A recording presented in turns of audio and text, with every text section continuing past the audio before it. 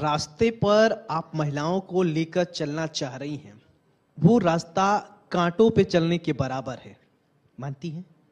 तो ऐसे महिलाओं को आप क्या संदेश देने की कोशिश करेंगे इस मंच के माध्यम से, वो जो कांटे भरे रास्ते हैं उनके लिए आगे चल के फूल भरे रास्ते हो जाए?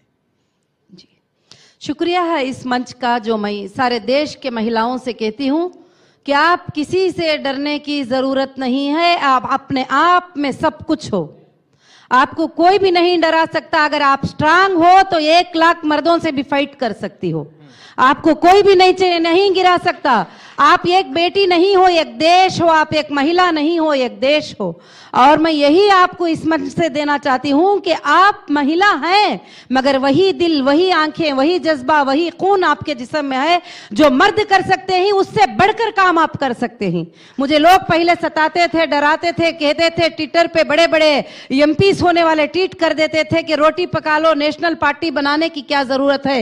मैंने उसके जवाब में यह दिया कि मैं रोटी भी बना सकती हूं, देश को भी चला सकती हूं, मगर आप देश चला सकते हो, रोटी नहीं बना सकते। तो इसलिए हम सबके साथ फाइट कर सकते हैं और हम बड़े ताकतवर हैं। आप ये मत समझो कि इनके पास पावर है तो ये करेंगे, पैसा है तो ये करेंगे। हम बगैर पावर के, बगैर पैसे के भी सब कुछ हैं, क्योंकि हमारे बगैर ना भाई है, हमारे बगैर ना शोहर है, ना हमारे बगैर बेटा है, ना हमारे बगैर देश है, तो हम ही सब कुछ है। इस बात को जैसा आपने जिस तरीके से प्रेजेंट किया, यही कहा जा सकता है, न हो साथ कोई, अकेले बढ़ो तुम, सफलता तुम्हारी कदम चूम लेगी।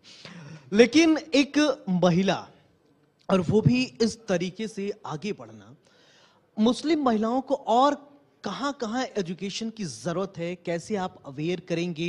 क्योंकि छोटा तबका नहीं है, बहुत ज्यादा और बहुत कॉम्प्लिकेटेड मानसिकता के लोगों से लड़ते हुए आपको वहां से निकालना है लोगों को और समाज के मुख्य धारा से जोड़ना है। उसके लिए आप कितना तैयार हैं?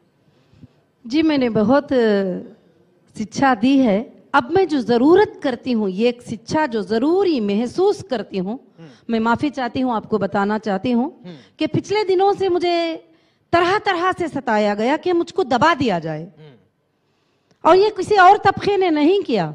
हमारे जो मुस्लिम फेस कहलाते हैं, जो पार्लियामेंट्स में खड़े होते हैं, मैं नाम जिक्र नहीं करना चाहती, उनको बहुत डर लग गया कि मुस्लिम महिला अगर आगे आ गई तो क्या होता है, तो मुझे लीगल में फंसाया गया। आप साहब का जिक्र नहीं कर रही हैं, आप हैदराबाद से आती हैं जी, तो बोल दीजिए ना। जी जी जी, बहुत कोशिश किए गए और छोटे झूठे FIR किए गए और मुझे दबाने की कोशिश, मेरे फेस को नहीं लाने की कोशिश, बहुत सारे कोशिशें किए।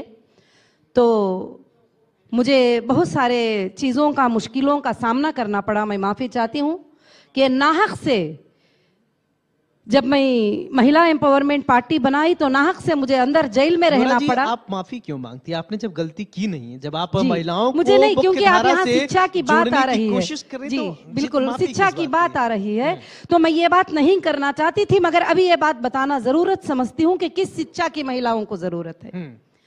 तो जब मैं अंदर नाहक के FIR से मैं अंदर चली गई, मुझे अंदर डालने की कोशिश किया गया।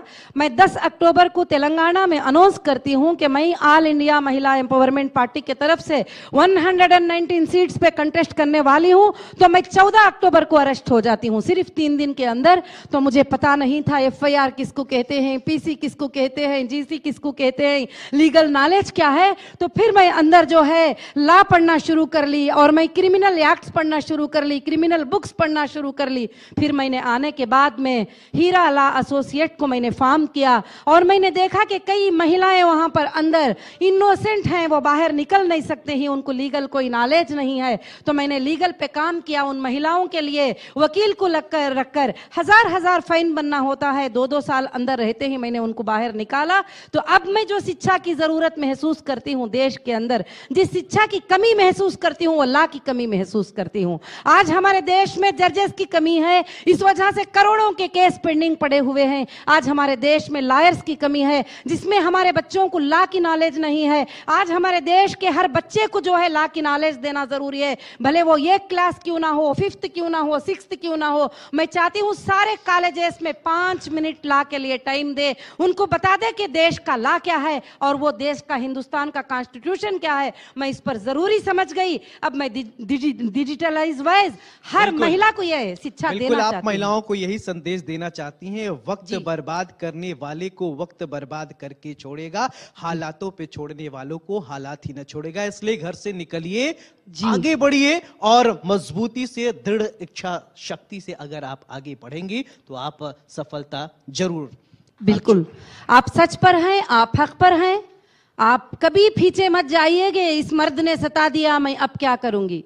औरत को लोग ये बोलकर सताते हैं, उस पर एक छोटा सा इल्जाम लगा दो गलत का तो फिर वो गिर जाती है, बुखार आ जाती है, ओढ़ के सो जाती है। मैं सारे देश के महिलाओं को इस मंच से ये खबर देना चाहती हूँ कि आप बिल्कुल मत डरिए, मैं आपके साथ हूँ और तमाम देश के महिलाएं आपके साथ हैं। जज्बे के साथ आप आगे बढ़ती रहिए और महिलाओं को आप अवेयर करती रहिए, एजुकेट करती रहिए। बहुत बहुत शुक्रिया आपका देश में महिलाएं। तो आपने सुना नूरा जी किस तरीके से महिलाओं के लिए काम कर रही हैं, महिलाओं को एजुकेशन और उनको एजुकेट करने के लिए बहुत फाइट कर रही हैं और करना चाहिए। और इसी के साथ यहाँ रुकेंगे छोटे से ब्रेक के लिए। आप देखते रहिए इंडिया न्यूज उत्तर प्रदेश उत्तराखंड। नमस्कार।